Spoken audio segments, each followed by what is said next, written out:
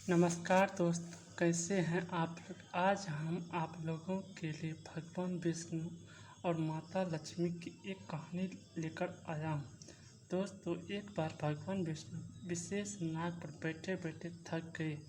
तब उन्होंने धरती पर घूमने का विचार बनाया।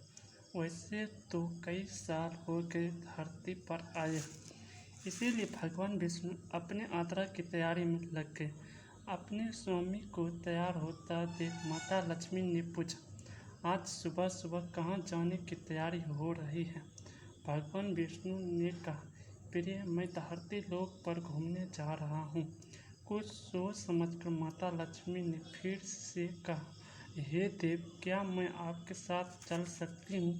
ये सुनकर भगवान विष्णु ने थोड़ी देर तक सोचा, फिर कहा, तू चल तो सकती हो, लेकिन मेरी एक शर्त है। तुम धरती लोक पर पहुंचकर उत्तर दिशा की ओर बिल्कुल मत देखना।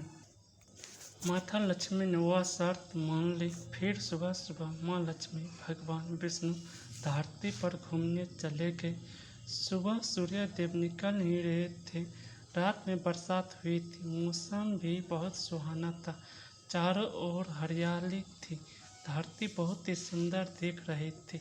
धरती की सुंदरता से माता लक्ष्मी मंत्र मुग्ध हो गई। वहाँ यहाँ वहाँ देखने लगी। वह भूल गई थी कि उन्होंने आने से पहले भगवान विष्णु को क्या वचन देकर आई थी। चारों ओर देखते हुए वह कब उत्तर दिशा की ओर देखने लगी, उन्हें पता ही नहीं चला। तब उत्तर दिशा में माता लक्ष्मी को एक बहुत सुंदर बगीचा नजर आया। उस तरफ से भिन्न भिन्न खुशबू आ रही थी और वहाँ बहुत ही सुंदर फूल खिले थे। यह एक फूलों का खेत था। माता लक्ष्मी बिना सोचे समझे उस खेत में चले गई। वहाँ से एक सुंदर सा फूल तोड़कर भगवान विष्णु के पास आ गई और एक किया। जब माँ लक्ष्मी फूल लेकर गई तब भगवान विष्णु की आंखों में आंसू आ गए और उन्होंने कहा, कभी कभी किसी से बिना पूछे उसके कोई भी वस्तु नहीं लेनी चाहिए, और साथ भी उनका वचन भी याद दिलाया। माँ लक्ष्मी ने अपने भूल के लिए उससे माफ़ी मांगी। तब भगवान विष्णु ने कहा, तुम जो भूल की है तुम्हें उसकी सज़ा अवश्य मिलनी चाहिए। जिस तरह तुमने उसके खेत से बिना पूछे फूल तोड़ा, वह भी एक तरह की चोरी ही। इसलिए तुम्हें 3 साल तक उसके नौकर बन कर रहना पड़ेगा। उसके बाद मैं तुम्हें वैकुंठ धाम वापस ले लूँगा। लक्ष्मी माँ ने चुपचाप वहाँ गई। लक्ष्मी एक गरीब लड़की का रूप धारण करके उस खेत के मालिक के घर गई, लेकिन वह घर नहीं, झोपड़ी थी। उस मालिक का नाम माधव था। वह वहाँ अपनी पत्नी, 3 बेटियाँ और बेटे के साथ रहता था। वे लोग उस खेत में काम करके किसी तरह अपना गुजारा करते थे। माता लक्ष्मी एक साधारण गरीब लड़की बनकर माधव की झोपड़ी में गई। तब माधव ने उनसे पूछा, बेटी, तुम कौन हो, तुम्हें क्या चाहिए। तब माँ लक्ष्मी ने कहा, मैं एक गरीब लड़की हूँ, मुझे देखभाल करने वाला कोई भी नहीं है। मैंने कई दिन से खाना भी नहीं खाया। आप मुझे कोई भी काम दे सकते हो, साथ में आपका घर का भी काम कर दूंगी। बस आप मुझे अपने घर के कोने में आश्रय दे दो। माधव बहुत ही अच्छे दिल का आदमी था। उसी दिया, लेकिन उसने कहा, मैं तो बहुत ही गरीब आदमी हूँ। मेरी कमाई से मेरे घर का खर्चा मुश्किल से ही चल पाता है, लेकिन मेरी 3 की जगह 4 बेटी होती तो भी हमें गुजारा करना पड़ता। इसलिए अगर तुम मेरी बेटी बनकर रहना चाहती हो, जैसा रूखा सूखा हम खाएं वैसा खाकर खुश रह सकते हो, तो बैठो, अंदर आ जाओ।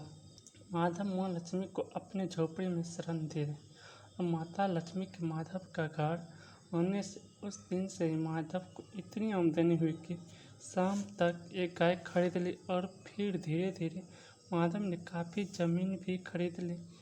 उन सब ने अच्छे कपड़े बना लिए, पत्नी और बेटियों के लिए गहने बनवा लिए और एक पक्का मकान भी बन गया था। माधव हमेशा सोचता था, मुझे ये सब ये लड़की के आने के बाद ही मिला है। इस बेटी के रूप में मेरी किस्मत आ गई। दोस्तों 3 साल बीत गए, लेकिन महालक्ष्मी अभी तक खेतों में काम कर रही थी। एक दिन माधव अपनी खेतों से काम करके घर आए। उन्होंने अपने घर के दरवाजे पर एक देवी स्वरूप एक औरत को देखा।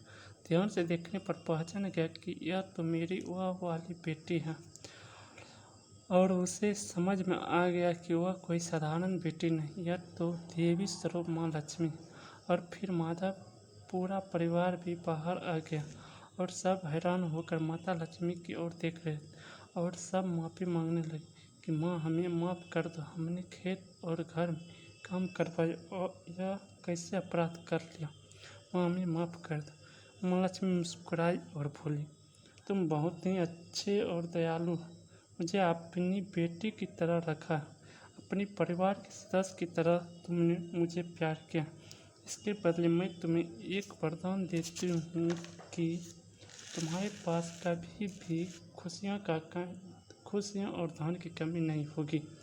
तुम्हें हर एक सुख मिलेगा, इसके तुम हकदार हो। ऐसा कहकर माँ लक्ष्मी विष्णु द्वारा भेजे गए रथ में बैठकर विष्णु लोग वापस चली गई।